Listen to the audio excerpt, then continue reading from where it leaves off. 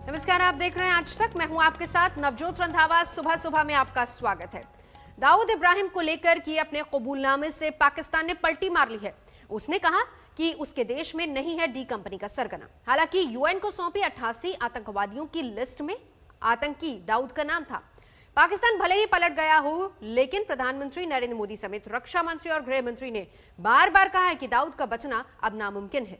भारत का सबसे बड़ा गुनहगार, 1993 के कत्लेआम का मास्टरमाइंड, इंसानियत का शैतान, पाकिस्तान का मेहमान। अब कैसे बचेगी दाऊद की जान?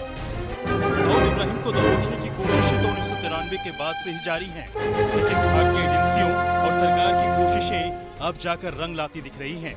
पूरी बेशर्मी के साथ पाकिस्तान पूरी दुनिया में अभी तक यही ढिंडोरा पीटता रहा कि दाऊद इब्राहिम उसके देश में नहीं है, लेकिन शनिवार 22 अगस्त को उसने कबूल किया कि दाऊद उसके देश में ही है और उसके एक नहीं बल्कि 3 ठिकाने हैं।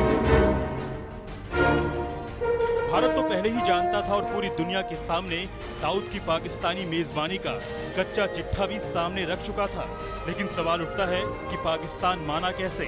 तो इसका जवाब उस संकल्प में है जो प्रधानमंत्री मोदी ने लिया था। अमीरात और भारत की तरफ से आतंकवाद के खिलाफ 2 टूक शब्दों में बिना लाग लपेट और किसी की परवाह किए बिना साफ साफ शब्दों में संकेत दे दिए गए।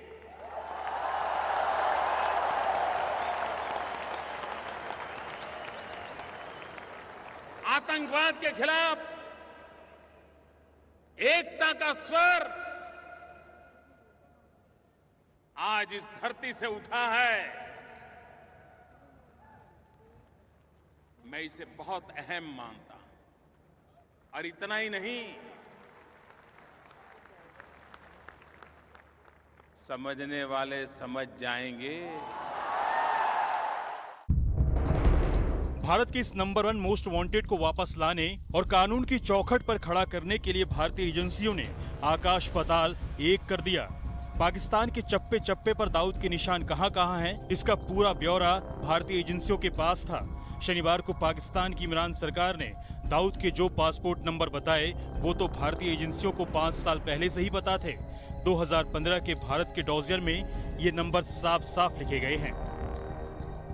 पाकिस्तान को भले ही कबूल करने में 5 साल लग गए, लेकिन भारत को अपने दावे पर कितना यकीन था, ये तत्कालीन गृह मंत्री राजनाथ सिंह ने संसद में ही बता दिया था।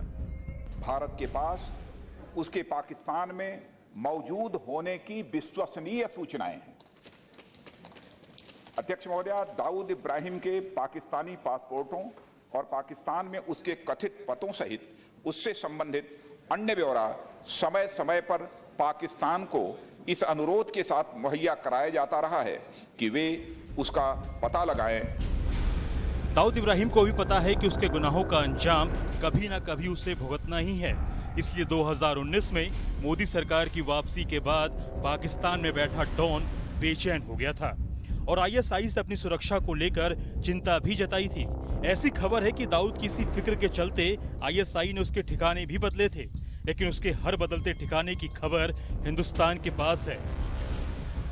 पाकिस्तान की रणनीति भले ही एफएटीएफ के प्रतिबंधों को धता बताने की हो, लेकिन सच तो यह है कि भारत सरकार की घेरेबंदी और अंतर्राष्ट्रीय समुदाय के दबाव के चलते पाकिस्तान को दाऊद एक ऐसा बोझ लगने लगा है जिससे छुटकारा पाने में ही उसकी भलाई है। दिल्ली से गीता मोहन के साथ आज तक ब्यूरो। दरअसल पाकिस्तान ने खुद को एफएटीएफ की ब्लैकलिस्ट से बचाने के लिए पाकिस्तान में मौजूद दाऊद इब्राहिम समेत 88 आतंकवादियों पर कार्रवाई का दिखावा किया और इसी दिखावे से यह सामने आया कि दाऊद इब्राहिम पाकिस्तान में ही है। दाऊद इब्राहिम पर पहली बार पाकिस्तान का कबूलनामा। पहली बार पाकिस्तान ने माना कि पाकिस्तान में है दाऊद इब्राहिम। भारत का मोस्ट वांटेड आतंकी दाऊद इब्राहिम कराची में है। कराची के व्हाइट हाउस में रहता है दाऊद इब्राहिम। बार बार, कई बार, 1000 बार भारत ने कहा कि मुंबई धमाकों का मास्टरमाइंड दाऊद इब्राहिम पाकिस्तान में है, मगर पाकिस्तान नकारता रहा। भारत पाकिस्तान से कहता रहा कि भारत के मोस्ट वांटेड आतंकी को पाकिस्तान भारत के हवाले करे, मगर पाकिस्तान भारत की बात को नकारता रहा। मगर आखिरकार पाकिस्तान इस सच को छिपा नहीं सका। जब पाकिस्तान के ऊपर फाइनेंशियल एक्शन टास्क फोर्स का दबाव बढ़ा, जब पाकिस्तान को लगा कि अब FATF में ब्लैक लिस्टेड हो जाएगा, तो उसने 88 आतंकवादियों की एक लिस्ट FATF को सौंपी। इस लिस्ट में मोस्ट वांटेड आतंकी दाऊद इब्राहिम का भी नाम है। हाफिज सईद उनके पास है, मसूद अजहर उनके पास है, जकीउर रहमान लखवी उनके पास है। ये सारे ग्लोबली डेजिग्नेटेड टेररिस्ट हैं। एक्शन हमको वही लेना पड़ेगा जो अमेरिका ने ओसामा बिन लादेन के खिलाफ किया, और वो था काइनेटिक एक्शन। Kinetic action. और ये if one person deserves it, it is Dawood Ibrahim. कितने सैकड़ों हिंदुस्तानियों का खून से उसके हाथ रहे। We will have to take kinetic action. FATF की ग्रे लिस्ट से बाहर आने के लिए पाकिस्तान ने ये नई चाल चली, मगर अपनी ही चाल से उसके झूठ का पर्दाफाश हो गया।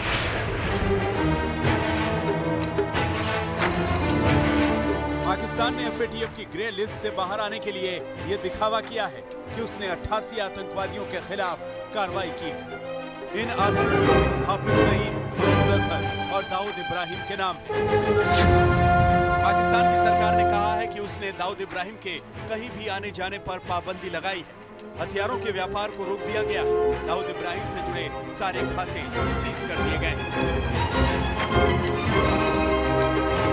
पाकिस्तान की सरकार ने 18 अगस्त को 2 अधिसूचनाएं जारी करते हुए 26/11 मुंबई हमले के साजिशकर्ता और जमात-उद-दावा के सरगना हाफिज सईद और जैश-ए-मोहम्मद के प्रमुख मसूद अजहर और अंडरवर्ल्ड डॉन दाऊद इब्राहिम पर प्रतिबंधों की घोषणा की थी।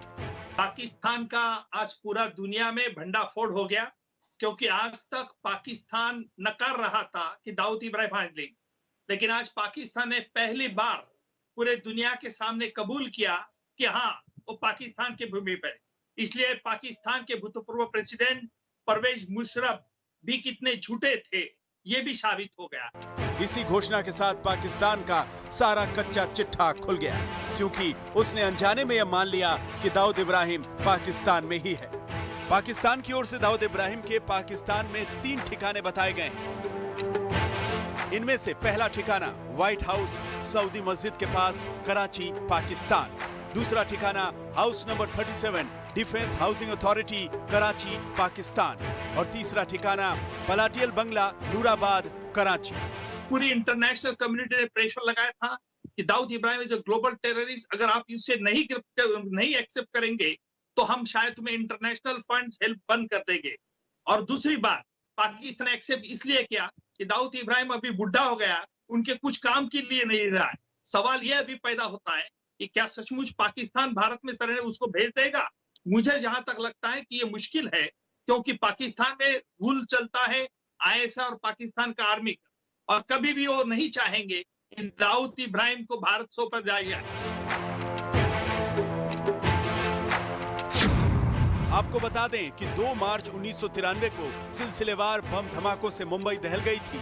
मुंबई की अलग अलग जगहों पर 12 बम धमाके हुए थे। इन बम धमाकों में 257 लोगों ने अपनी जान गंवाई थी। बम धमाकों में 800 से ज्यादा लोग बुरी तरह घायल हुए थे। धमाकों में दाऊद इब्राहिम का नाम सामने आया था, लेकिन तब दाऊद इब्राहिम गायब हो गया था। बीते समय के साथ खबरें आती रहीं, आज तक दिखाता रहा कि दाऊद पाकिस्तान में है, मगर पाकिस्तान ने कभी नहीं माना कि दाऊद को पाकिस्तान ने पनाह दी हुई है। दाऊद इब्राहिम के साथ कई आतंकवादी पाकिस्तानी टेरर लिस्ट में हैं, लेकिन बावजूद इसके पाकिस्तान उन्हें VIP ट्रीटमेंट दे रहा है और ये मानने को तैयार नहीं कि दाऊद इब्राहिम उनके सरजमी पर है। भारत का कहना है कि ये लिस्ट पाकिस्तान ने इसलिए जारी की है क्योंकि वो FATF के दबाव में है। गीता मोहन, नई दिल्ली, आज तक। नमस्कार, मैं हूं अंजना ओम कश्यप। हमें उम्मीद है ये वीडियो आपको पसंद आया होगा। लेटेस्ट खबरों के लिए यूं ही देखते रहिए आज तक, और इस वीडियो के पसंद आने पर लाइक, शेयर एंड सब्सक्राइब करना ना भूलें।